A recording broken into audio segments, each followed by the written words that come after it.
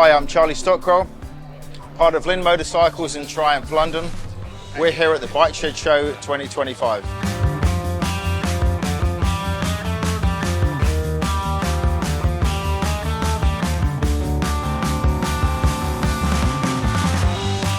So I've been building custom bikes for almost 30 years now. Worked a long time, 27 years or so with Harley Davidson. And most recently, within the last 2 years, transitioned into working with Triumph.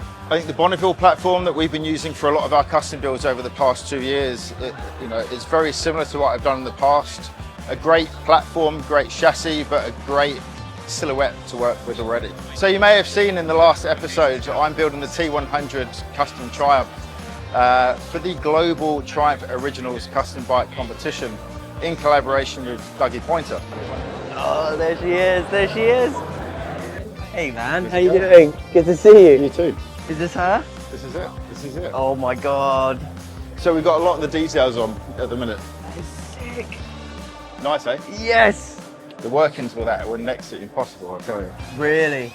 It's already so fucking cool. Tiny little things on it. So I wanted to kind of show you it in raw form. Yeah. We'll be changing a couple of bits. We're going to relocate some of the lights, but what I like to do is to get the bulk of the details on. Yeah. Stand back, look at it, then work out does that fit, is that combination of the light, the speedo, the turn signals correct. So we're going to do a little bit of tinkering around there to get that more compact. But I wanted to show you all of the bits that we spoke about in the initial meetings, that kind of aero-inspired components. And then we've got the exhaust to change still. But that was the area that I wanted to sort of have a little look at, have a play, work with these, maybe bring them in a little more to sort of give this. I kind of want to keep these speedos because they're traditional, rather than go with one single one.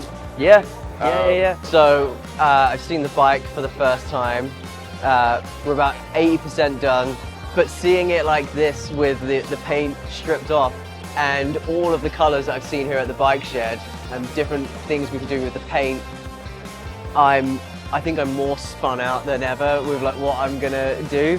Like what looks cooler, making it look like it was once really, really nice and posh and now it's like dirty and rusted, or trying to make it look like it's brand new as if we've traveled back in time to the 50s and bought a brand new one.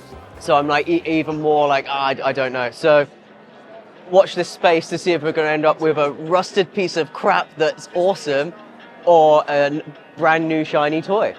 Dougie loved that era of the 1950s, not only with the motorcycling, and he fell in love with the Bonneville range, but he was real keen on the image and the vibe for like 50s aviation when commercial jets were a thing and it was a luxury. And you see those great old kind of Art Deco posters, the cars, the cocktail lounges, the kind of new age luxury. So over a couple of coffees that we started to work on the idea that we wanted to try to take some original Triumph classic designs, but bring that kind of world of 50s aviation.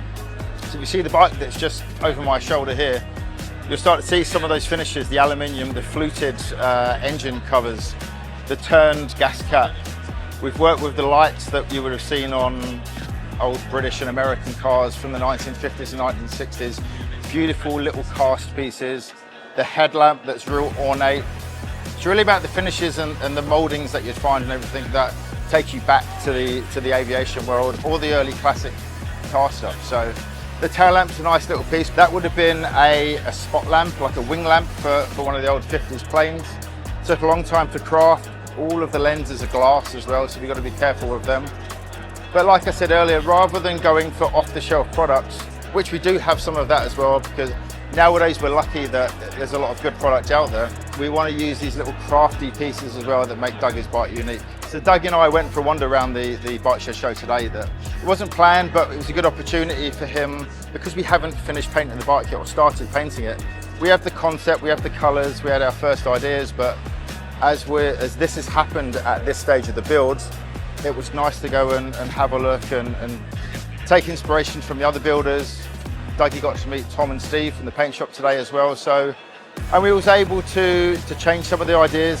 Dougie could see, what these other great builders have built today as well. So, and it was nice for him not to have to settle on the original design, but we've changed it a little bit, and you'll see that soon. So there's been a lot of interesting stuff on this build, and it's been great working with Dougie because he's got a great creative mind. Being in the profession that he's in, it's helpful. So we've been bouncing lots of ideas off each other, and a lot of them that I haven't done before, but it's also allowed me to then go back to my roots of building Harleys and vintage classic looking bobbies in the past, and using some of those suppliers and fabricators to help me craft some of these nice little interesting parts. And we've still got a few things to go. We're undecided on the flow of the exhaust, but we've been looking around the Bike Shed show today. Rather than making things too complicated, we want to keep things nice and simple, but concentrate on the flow of the exhaust as it comes out the motor, flows along the bottom rail. Wheels we're still looking at. We've been chatting with the paint shop, Image Design Custom, on how we can take some of Dougie's rock and roll influence into the paint, working with some of his guitars. So there's a bit more to come. You'll see that in the coming weeks in the next episode.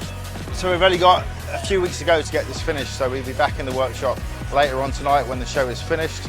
Probably working Bank Holiday Monday, and get this bike ready to win. We're going to need your vote, so stay tuned, wait for the finished build. Follow the build in its final stages over the coming weeks as well, but make sure you vote for the UK bike.